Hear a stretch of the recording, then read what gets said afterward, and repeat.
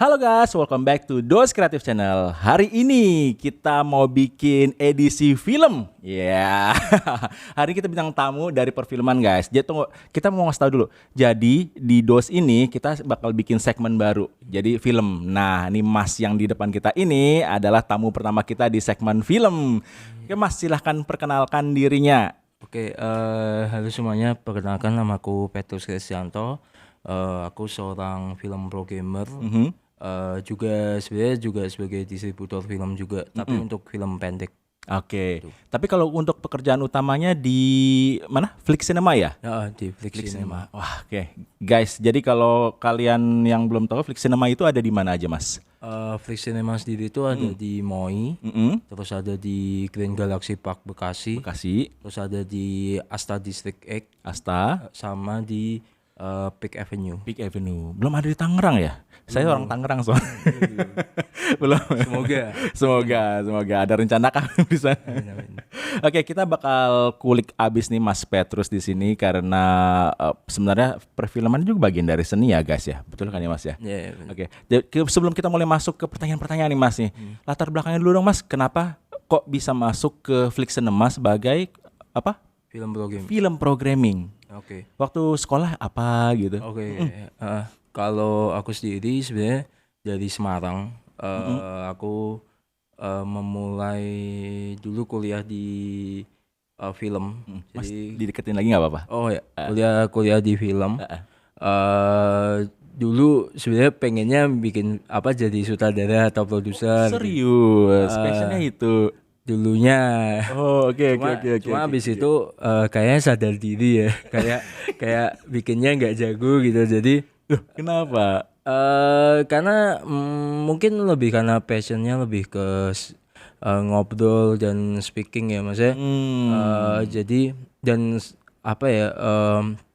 kalau sutradara itu kan cukup punya harus leadershipnya yang kuat, terus storytelling yang juga oke gitu. Dan sedangkan aku mungkin lebih ke communication gitu. Jadi akhirnya di awal-awal mungkin bikin beberapa film pendek, lalu setelah itu tapi akhirnya seringkali permasalahan datang ketika filmnya udah jadi tapi mau dibawa kemana.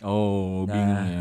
Jadi akhirnya karena dulu aku juga pernah terlibat di komunitas film, jadi aku coba untuk semacam mendistribusikan film pendek teman-temanku di kampus, termasuk filmku juga, ke beberapa festival kampus atau ruang putar yang ada di mungkin yang dibikin sama teman-teman komunitas film gitu. Sampai akhirnya aku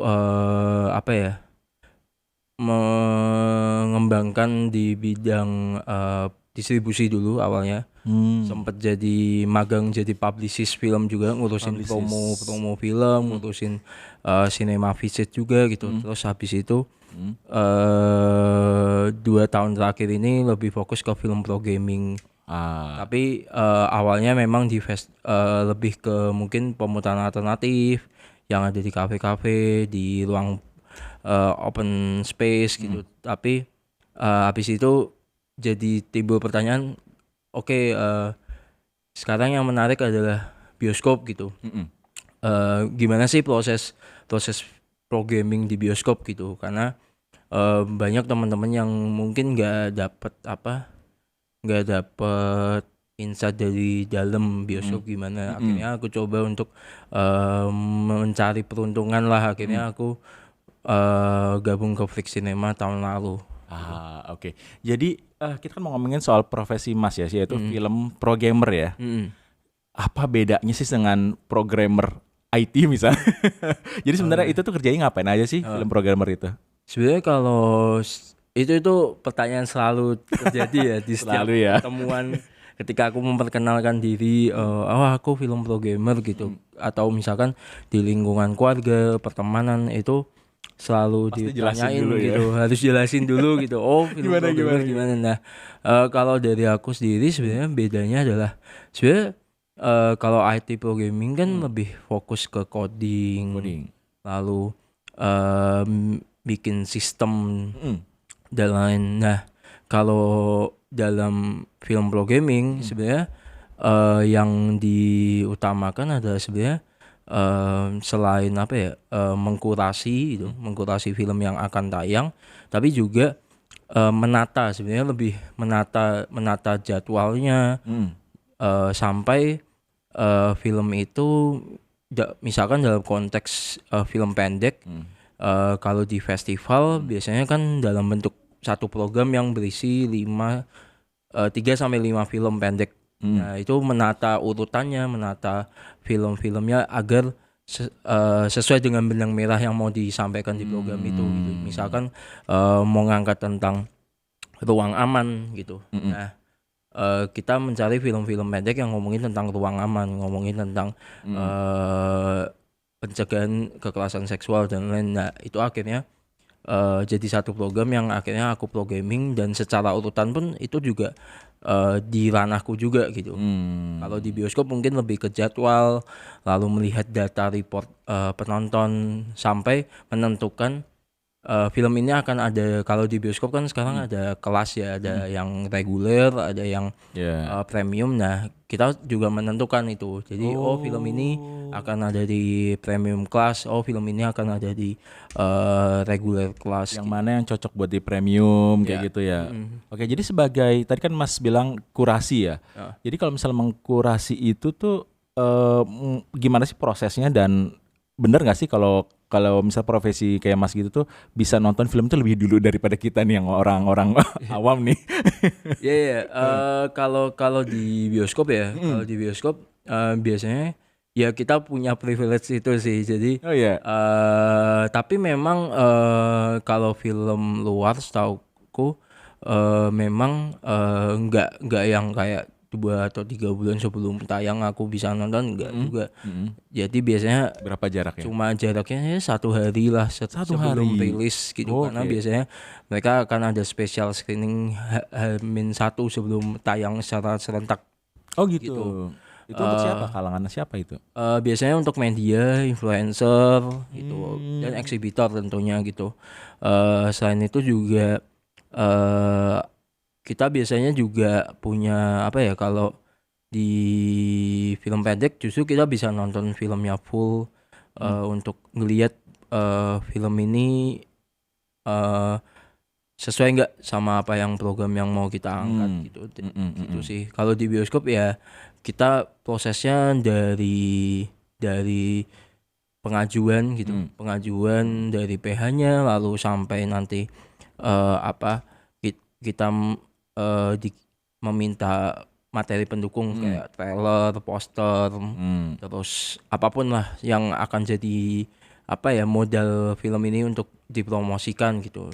Belum file filmnya tapi belum ya. Terus sampai pada akhirnya kita coba dari film itu kita lihat punya potensial market yang seperti apa gitu. Dan akhirnya kita bahkan menentukan lokasi itu juga peran programmer juga. Jadi bisa aja film A hanya tayang di satu lokasi aja, atau 2 lokasi, atau bahkan di semua lokasi itu bisa aja, karena setiap lokasi punya ciri khasnya masing-masing. Betul, katanya gini ya, jadi misalnya film A laku di bioskop di misalnya lokasi 1, tapi belum tentu di lokasi 2 dia itu laku ya. Iya, bener ya. bener. Karena tergantung kondisi apa istilahnya ya, ekonomi pasar di sana, demografisnya. Bener ya. Menarik. Itu bener sih. Jadi aku menemukan itu juga ketika berproses di sini ya, di Flix Cinema gitu. Jadi aku sendiri ngelihat gitu kayak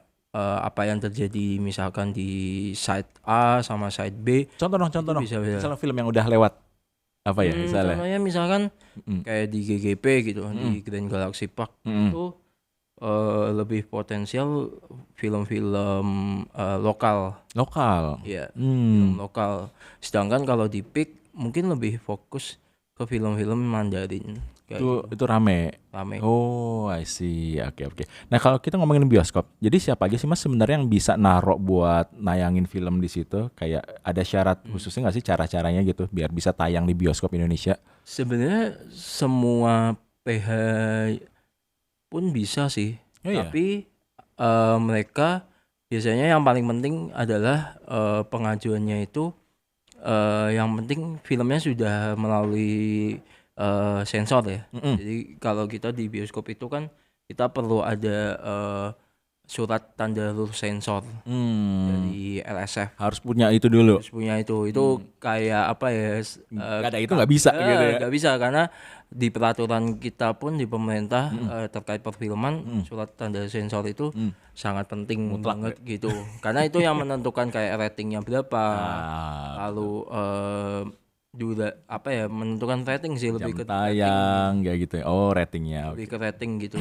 Jadi yang aku tahu kayak misalkan kemarin gitu ada beberapa film kayak misalkan Go Walk gitu, Go Walk Kamasutra Jawa itu mereka ada dua rating bahkan. 2 rating? Iya, jadi ada yang 17 plus sama 21 plus. Karena biasanya ya jadi atau Pabrik Gula yang kemarin waktu Lebaran rame itu juga sama, mereka punya versi yang 17 plus sama yang 21 plus. Penayangannya beda? Penayangannya mungkin kalau 21 plus lebih ke malam ya. Karena biasanya kalau 21 plus itu kan lebih mengandung misalkan tentang kekerasan yang gore sadis, gitu ya. yang gore gitu, yang sadisnya banget gitu. Ditampilin gitu. Atau misalkan yang seksual gitu, tapi aku rasa sih sebenarnya sekarang sensor cukup terbuka ya, maksudnya enggak yang se-strict dulu gitu, yang sampai asal potong dan lain-lain. Tapi aku lihat emang Rapih ya sekarang. Sekarang udah bisa kalau aku ngeliat mereka juga lihat konteksnya dulu. Kenapa misalkan ada adegan kissing gitu, ya mereka lihat dulu adegan kissingnya tuh karena apa konteksnya, nggak asal langsung wah ini adegan kissing potong gitu. Oh gitu. Menarik ya. Jadi mereka tuh sebenarnya berkembang juga ya. Iya. Dan biasanya itu sih ada kebutuhan rating secara marketing juga gitu. Misalkan dibikin uncut biar kelihatan rame dan lain, itu juga apa ya? Menurutku salah satu strategi marketing yang sekarang juga akhirnya mulai diikutin ya. Orang penonton jadi penasaran ya. Gitu. Oh, jadi kayak menarik. Oh ini ada yang 21 plus meskipun misalkan tambahnya bedanya cuma 1 menit atau kalau gitu. Go Walk 7 menit. 7 menit. Ya, Go Walk itu 7 menit setahu. Oh, oke, Mas, jadi selain Mas ini beredar di bioskop, Mas Patrice juga di festival ya, bener ya? Oke, kita coba masuk ke obrolan soal festival nih, Mas. Jadi sebenarnya kalau di festival itu sih Mas ngapain aja sih, Mas, kerjaannya? Oke. Aku ngasih disclaimer dulu ya. Sebenarnya aku untuk sampai saat ini aku belum pernah bekerja menjadi programmer untuk festival film. Mungkin lebih ininya ke kurator. Karena kurator tuh dia yang menyeleksi lah ininya, dari ya bisa dari luar ya, freelance programmer itu bisa diundang lalu kita mengkurasi film-film yang festival yang submit misalkan contohnya kayak yang baru aja aku lakukan di Montage 4 gitu, festival film di di Bandung. Nah itu aku menjadi kurator di sana gitu. Jadi film yang submit itu akan aku kurasi dulu. Nah setelah itu setelah aku kurasi lah, nanti yang memprogramming ini mereka, meskipun aku akan membantu juga kayak memberikan saran atau memberikan masukan terkait ini programnya ini bisa dibentuk seperti apa gitu. Jadi sebenarnya itu dua hal yang sebenarnya step yang berbeda juga. Jadi kurasi kan lebih ke fokus ke film ini layak atau enggak sih sebenarnya, atau sesuai enggak sih apa yang kita butuhkan saat ini gitu terhadap festivalnya. Kalau programming itu lebih ke arah apa sih program yang pengen disasar sama festival ini gitu. Karena ada program yang fokusnya misalkan isu by isu gitu. Karena misalkan disusunnya by isu, kayak misalkan ngomongin tentang ruang aman atau tentang kesejahteraan kerjaan gitu. Atau juga bisa yang paling sering terjadi adalah per kategori, misalkan kategori mahasiswa, kategori pelajar gitu. Oke, kalau kita ngomongin soal festival film Mas, kan ada yang dibuat festival kan pasti level India kayak gitu kan ya. Itu mereka tuh yang masukin film ke festival-festival itu mereka tuh dapat duit nggak sih? Atau cuman kayak itu cuman ajang buat networking atau exposure? Kalau yang aku lihat ya di Indonesia sebenarnya kesadaran tentang kalau kita nyebutnya screening fee. Screening fee. Nah, screening fee ini memang ada beberapa festival yang memang tidak memberikan screening fee. Tapi ada juga yang memberikan juga. Oh, dan ada. itu bagus sih menurutku. Banyak sekarang festival-festival kampus bahkan festival mahasiswa itu juga memberikan screening fee terhadap film yang terseleksi gitu. Itu sih biasanya lebih ke situ dan cuma memang kalau festival film aku rasa sebenarnya lebih fokus untuk ngasih panggung atau ngasih highlight spotlight untuk film-film yang mungkin kadang nggak bisa masuk bioskop juga gitu. Itu bisa jadi ajang networking juga nggak sih? Iya benar. Kayak Jadi bisa dikenal. Kalau di Indonesia gitu, festival film paling besar di Indonesia tuh sebenarnya ada di Jogja justru. Jogja. Namanya itu Jogja Netpack Asian Film Festival. Oh iya. Itu festivalnya udah dari 2006 setauku. 2006. Dan 2 tahun ini, jadi mulai tahun lalu mereka punya satu program namanya JAF Film Market gitu. Jadi pasar film yang benar-benar the real pasar film di sana, kayak expo, semua PH, semua stakeholder ada di sana. Oh iya? Jadi benar-benar industrinya benar-benar jalan di situ. Oh menarik. Nah itu bisa banget buat networking kan ya? Iya, jadi kalau di festival itu kan selain screening ya, selain pemutaran film sebenarnya justru kalau dari aku sendiri sebenarnya sekarang ya, ketika datang ke sebuah festival film aku lebih ngencengin networkingnya, ketemu orang, ngobrol, atau datang ke misalkan masterclass, datang ke panel diskusi, karena kadang seringkali pada akhirnya kita ya jarang bisa ketemu lagi tuh ya paling setahun lagi. Ah benar. Kayak gitu. Jadi ada kesempatan itu ya manfaatin gitu ya. Atau misalkan kalau kalau dia dari luar negeri kan otomatis belum tentu mereka itu lagi. ketemu lagi gitu. Makin sulit lagi gitu kan. Itu sih. Oke, ini pertanyaan awam-awam aja nih Mas nih ya. Kalau para pembuat film indie gitu menurut Mas itu kayak bisa nggak sih masuk ke bioskop? Oh bisa banget. Bisa banget. Karena sekarang kayak contohnya misalkan kemarin ada satu film judulnya Angkara Murka.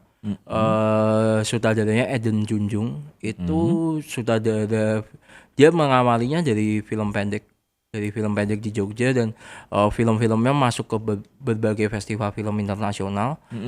Contohnya Buddha, terus ada Anjing-anjing Menyeberang Kuburan, lalu akhirnya tahun ini dia debut untuk feature film pertamanya, Angkara Murka, itu dari 4K Films. Lalu banyak juga beberapa sutradara yang kayak misalkan Yosep Angginun, yang salah satu karyanya adalah 24 Jam Bersama Gaspar, lalu Design of Fiction. Itu dia juga mengawalinya dari film pendek, dari film komunitas. Lalu banyak sutradara-sutradara yang sekarang justru dari jalur-jalur itu ya. Atau misalkan sekarang yang lagi happening misalkan seperti Kosi Rizal gitu. Kosi Rizal dari Makassar, yang filmnya film pendeknya Basri dan Salma, itu 2 tahun yang lalu itu kompetisi utama film pendek Indonesia pertama yang kompetisi di Cannes Film Festival. Cannes. Wow. Jadi kalau mungkin teman-teman kurang tahu tentang Cannes itu, Cannes Film Festival itu salah satu film festival atau festival film yang paling bergengsi di dunia gitu.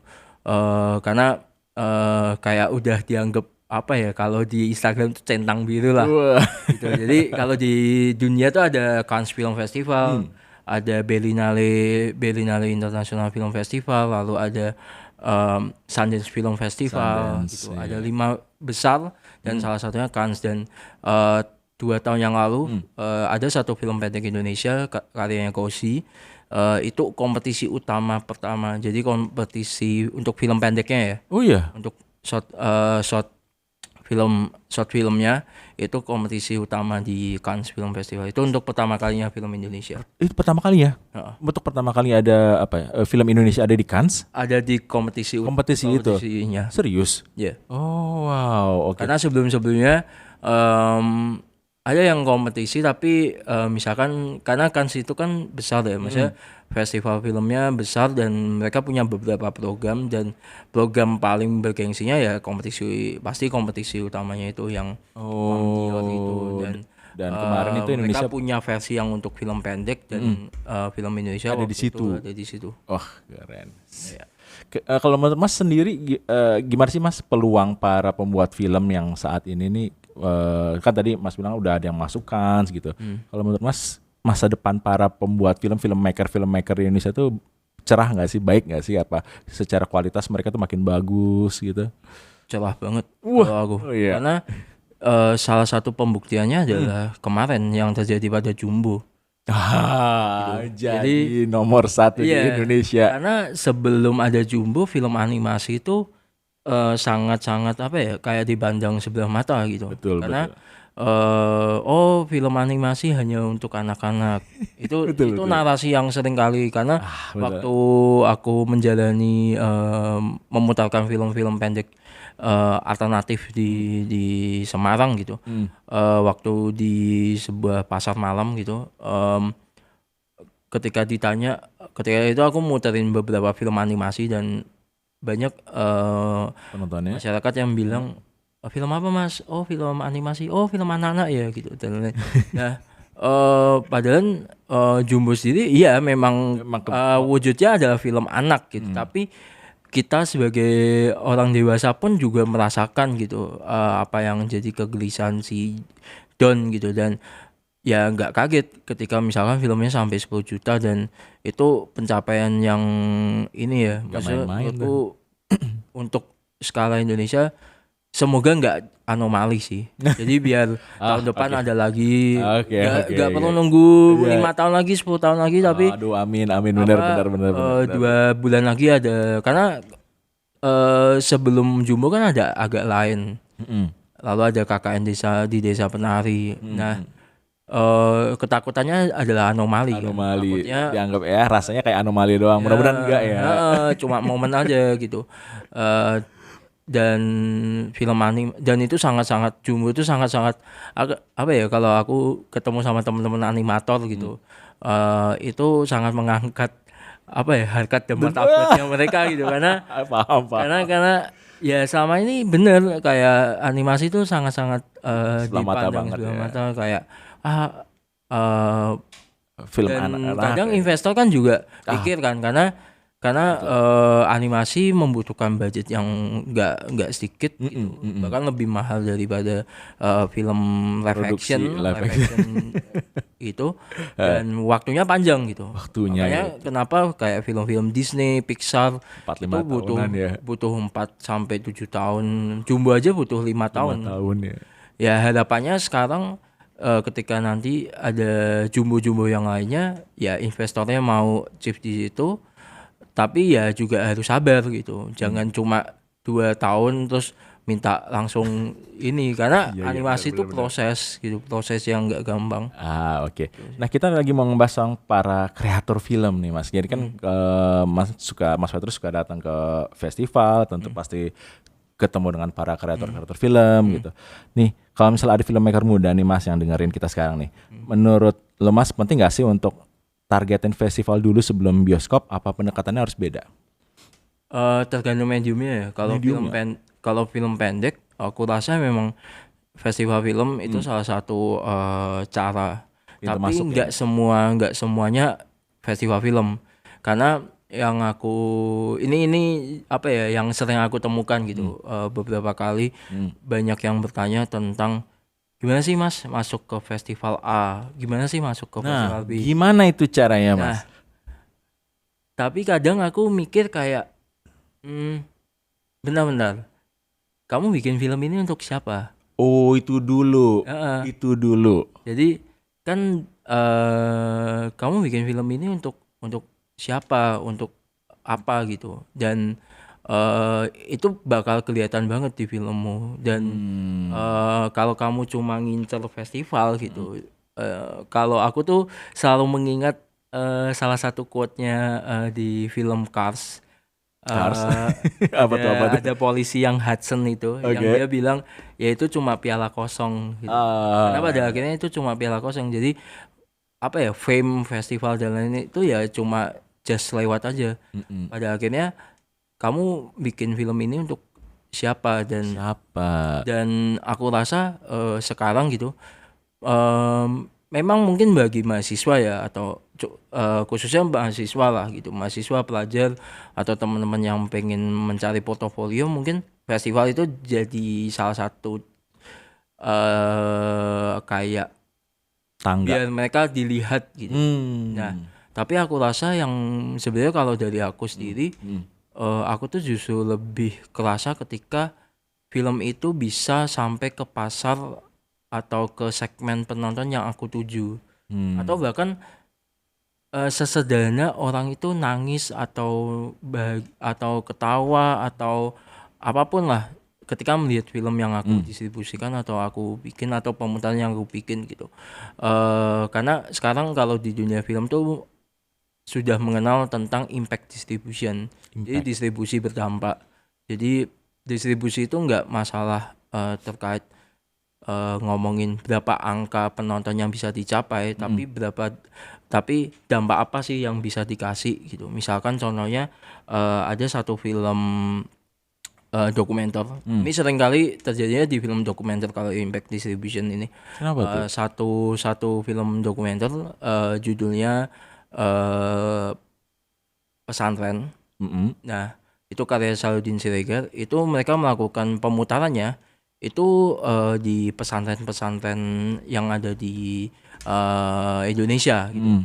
Karena sebenarnya filmnya sendiri ngomongin pesantren itu kan, kalau aku ya atau sebelum nonton film ini selalu diidentikan ya apa yang eh, terisolir gitu, maksudnya yang terisolasi dari dunia luar dan lain. Mm. Nah, justru di film Pesantren ini kita ditunjukin bahwa pesantrennya sangat-sangat progresif sekali. Pertama, pemimpinnya adalah perempuan, Mm. kiainya itu perempuan, nyainya itu perempuan. Lalu kedua, topik-topik yang dibahas di pembelajaran pesantren itu topik-topik yang sangat sangat sangat apa ya, terbuka gitu. Jadi ngomongin tentang kesetaraan gender, ngomongin tentang ruang aman, ngomongin tentang hal-hal yang mungkin tabu di yang seringkali kita justru yang nggak terisolir ini, maksudnya yang kita di tongkrongan yang nggak terisolasi ini, kadang kita ngomongin hal-hal kayak tentang kesetaraan gender, ngomongin tentang hal-hal itu tuh kayak apa sih kayak gitu, kayak bahas apa sih kok serius banget dan lain. Sedangkan di pesan itu dibahas kayak contohnya misalkan apakah sah kalau nikah lewat video call, kayak gitu-gitu. Jadi nah itu diputar di pesantren-pesantren dan juga di orang awam juga, maksudnya di bioskop-bioskop itu, agar juga pada akhirnya dari harapannya mindset orang terhadap pesantren itu jadi bukan merubah sih, tapi lebih ke arah, oh pesantren itu nggak selalu apa, nggak semuanya tuh kayak yang kita bayangkan gitu, bahkan lebih lebih oke gitu. Kayak gitu sih. Ada beberapa film lainnya juga gitu yang melakukan impact distribution. Jadi kalau Impact aku rasa distribution ya. balik lagi ya ke masalah festival film, sebenarnya sekarang tuh aku rasa yang paling penting adalah apa yang pengen kamu tuju gitu. Jadi film ini untuk siapa gitu. Baru setelah itu ngomongin bagaimana jalannya gitu. Jalannya ya bisa lewat tol, bisa lewat mana ya. Salah satunya ya bisa lewat festival film, bisa lewat pemutaran alternatif, atau bisa ke layar tancap gitu. Siapa tahu misalkan kalau festival film kan pada akhirnya kayak aku rasa yang nonton juga, meskipun sekarang udah berkembang ya festival film, nggak yang nonton tuh nggak cuma anak-anak film aja gitu, tapi aku Makin rasa luas ya. aku rasa kayak misalkan di JAV gitu. JAV itu di Jogja Nekpek Asian Film Festival itu penontonnya udah nggak penonton film banget, kalau orang nyebut tuh sinefil gitu, anak-anak sinefil. Nah itu nggak film banget, Oh iya? justru Awam. karena mereka mengkolaborasikan antara film dengan musik. Misalkan contohnya waktu itu mereka ada konser sinema konser gitu, jadi kerjasama dengan kolaborasi sama Sal Priadi sama Kunto Aji untuk bikin konser di dalam bioskop, tapi nanti layarnya ini putar kayak MV-nya mereka, atau dan sekarang kan banyak kan MV atau musik video yang pakai storytelling Iya, banyak. gitu. Oh, I Salah see. satunya yang paling terkenal kan salah satu sutradara MV yang pakai storytelling Siapa? dalam ini Aco Tenri. Itu karya-karyanya kayak Gala Bunga Matahari. Terus Storytelling banget. ya Iya, iya, iya, yang iya, iya. film waktu itu lagunya, aduh aku lupa, vokalisnya Efek Rumah Kaca. Oh iya, Kolil. Nah, Khalil Mahmud itu kan ada satu satu lagu. Heeh. Nah, itu juga dibikin ada film pendeknya judulnya We. Terus ada banyak film musik video yang akhirnya dibikin mediumnya film pendek. Iya ya, jadi kayak gitu masuknya film pendek ya. Sebuah MV yang bercerita itu Bisa film bisa ya? dibilang iya. Dikategorikan film juga ya? Karena aku rasa kayak akhirnya itu jadi dapat, kita sebagai penonton jadi dapat esensinya apa sih gitu. Dan itu terus kedua juga sebenarnya banyak sih kayak di Java itu kayak bahkan yang unik, misalkan dia merangkul teman-teman dari skena seni yang lainnya. Jadi sebenarnya film ini dicoba untuk gimana caranya biar nggak cuma eksklusif hanya anak-anak film aja yang dan yang lebih baur ya.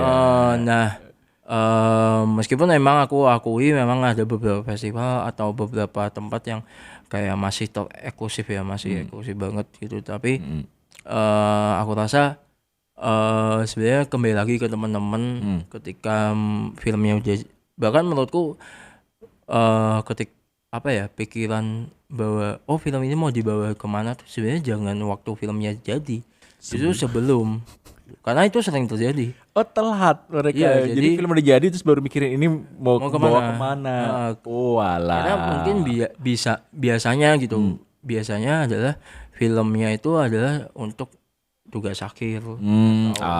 Iya. Tugas dan lain. Nah, tapi ya itu aku temukan rata-rata ya yang seringkali itu dihubungin ketika filmnya udah jadi. Padahal sebenarnya kita sebagai distributor atau misalkan ya film programming lagi gitu, karena aku sering juga ngasih masukan ke teman-teman itu biar ya kurang lebih kayak gini dan lain, bukan untuk kayak mendikte, tapi ngasih referensi aja bahwa ini bisa diginiin filmnya dan lain kayak gitu sih. Terakhir nih Mas, kan kita dari tadi awal kita ngomongin soal film programmer ya. Kalau ada yang pengen jadi kayak lo nih Mas, jadi film programmer, itu mulainya dari mana sih? Terus apa yang harus dipelajari atau dibangun duluan untuk jadi film programmer? Para pecinta film nih. Kalau dari aku sendiri sebenarnya yang paling utama ya banyak-banyak nonton film sih. Oh iya? Iya. Gue juga suka Mas. Mau film ini ya Mas ya, karena film itu kan banyak bentuknya gitu. Betul. Dari yang naratif banget yang biasanya kita tonton di bioskop, sampai yang ke eksperimental, dokumenter, bahkan sekarang ada yang vertikal, macam-macam, imersif dan lain dan temanya macam-macam gitu. Dan kalau dari aku sendiri, aku tuh kayak setiap, nggak aku jadwalin sih, tapi paling nggak aku selalu setiap minggu nonton terus, kayak nonton Asik terus. banget. Terus mau itu film panjang atau film pendek gitu. Tapi aku kayak datang ke sebuah acara dan lain, dan pertama yaitu suka nonton film dulu, terus kedua salah satu yang penting adalah sebenarnya datang ke acara-acara film Nah, itu dia. itu, Penting karena ya. di situ kita, dan jangan apa ya, jangan ragu untuk memperkenalkan diri bahwa kamu pengen belajar atau pengen berkembang di sini, karena seringkali yang aku temukan jiwa inferiornya keluar. Jadi kayak, oh aku belum apa-apa, aku belum, bukan siapa-siapa, Minder atau ya. iya, karena seringkali kayak ketika misalnya balik lagi ke distribusi film, misalkan kenapa filmmu nggak di tayangin di sini atau didaftarin festival ini? Oh, filmku masih segini mas, masih kurang dan lain. Jadi Ilangin itu semua.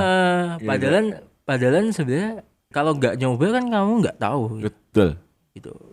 Aku ingat 2020 ada satu film yang aku distribusikan waktu itu, judulnya Berlabuh karya Haris Yulianto.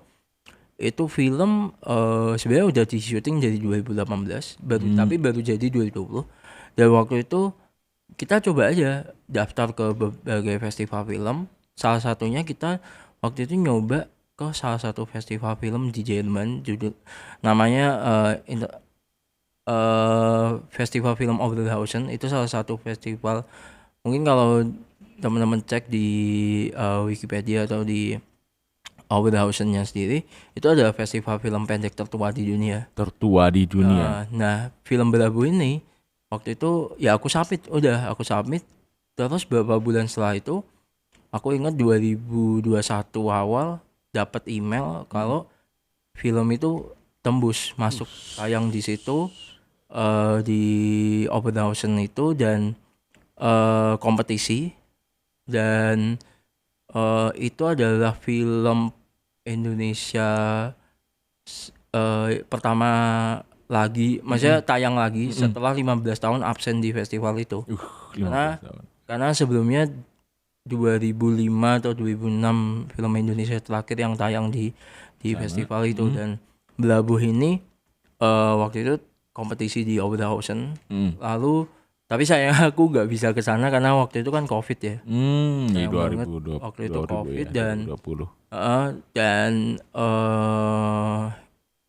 waktu itu kita juga mikir kayak apa nih gitu, kayak wah kalau kita nggak nyoba kita nggak bakal tahu gitu, maksudnya bisa capaiannya segininya gitu. Karena Oberhausen tuh kalau buat teman-teman filmmaker pendek gitu, itu salah satu festival yang bergengsi juga. Selain mungkin kalau Cannes kan lebih ke fame ya. Kalau Cannes itu kan lebih ke fame karena itu yang sangat-sangat showbiz banget. Betul. Yang kayak semua mata tuh ke sana semua. Sedangkan kalau Oberhausen ini lebih ke mungkin ke teman-teman yang sangat-sangat indie gitu. Jadi festival yang sangat-sangat eksperimental banget gitu. Nah, balik lagi yaitu jangan kalau aku selain banyak nonton film, ya datang ke acara film, bertanya, ikut diskusinya, terus ngobrol, intinya jangan ragu untuk kenalan sama orang-orang di situ. Baru setelah itu bikin aja pemutaran film kecil-kecilan gitu. Karena dulu aku juga mengawalinya dari kelas di kampus, yang nonton, bahkan aku pernah bikin satu pemutaran yang nonton nggak ada, bener-bener nggak ada yang nonton. Ya udah kita tetap melaksanakan itu ya sambil kita nonton. Bahkan filmmakernya waktu itu datang juga. Oh my god. Tuh, jadi aku sih mikirnya udah kayak ya udah mulai dari situ. Nah dari situ akhirnya mulai terlatih kan, kayak nge-pro gaming, maksudnya kenapa sih film ini yang aku ambil dan lain. Jadi mulai punya argumen dan lain. Terus baru setelah itu mulai ikut-ikut kayak semacam volunteer festival, atau ikut magang di festival film atau magang di pemutaran film kayak gitu-gitu sampai pada akhirnya aktif di festival film dan lain karena pasti nanti akan ketemu kok ini jalannya. Jalannya ya. Jadi yang penting tuh adalah jangan jiper duluan. Say hi aja langsung ke kalau lo mau kenalan di sana, jangan malu-malu. Karena Kita itu nggak pernah tahu hasilnya bagaimana, benar ya? iya karena aku sadar kayak jiwa inferior tuh cukup tinggi ya. buat kayak kita gitu karena kita nih siapa sih, kita Ya, ini kebanyakan belum kayak apa-apa. gitu, Nah betul. itu tuh yang aku rasa kayak kenapa ya kok gini gitu karena orang juga semuanya kayak misalkan contohnya misalkan masalah bahasa gitu. Ya udah nggak apa-apa kan bahasa Inggris belepotan, maksudnya waktu aku di beberapa festival film internasional juga aku ngobrol ya bahasa Inggrisku belepotan gitu, tapi Paham. mereka juga paham bahwa itu bukan bahasa ibu kita. Jadi mereka teman-teman pun juga akhirnya jadi sadar gitu bahwa ya enggak, it's okay ini bukan masalah. Betul. Ini bukan bahasa ibu kalian, maksudnya bukan bahasa utamanya kalian, jadi nggak apa-apa. Dan yang penting kan paham gitu dan itu sih kalau aku rasa yang penting bangun relasinya. Dan ini sih ketika kita udah dapat kepercayaan itu jangan sampai disia-siain sih. Karena apa ya, yang aku temukan adalah sekali orang kecewa dengan apa yang kita perbuat itu bisa susah buat balikinnya lagi ya. balikinnya lagi karena bisa apa ya, bisa aku rasa bisa ngefek ke lainnya juga gitu sih. Jadi sebenarnya kalau dari aku ya itu jangan merasa inferior itu sih. Siap. Oke guys, itu dia, kita udah dapat insight yang menarik buat kalian para pecinta film dan juga yang mungkin mau cita-cita jadi filmmaker atau mungkin film programmer seperti Mas Petrus di sini. Mudah-mudahan kalau misalnya kalau kalian pengen nanya-nanya nih di komen, silahkan ditanya, nanti mungkin bisa dibantu sama Mas Petrus buat jawab ya. Oke. Oke guys, sampai sini dulu. Terima kasih banyak waktunya Mas Petrus. Jangan malu-malu lagi buat datang ke sini ya. Nanti kalau kita pengen bikin episode 2, nanti kita colek lagi. Siap. Oke guys, terima kasih banyak sudah menyaksikan Dose Creative Channel. Jangan lupa di like dan di subscribe. Bye bye.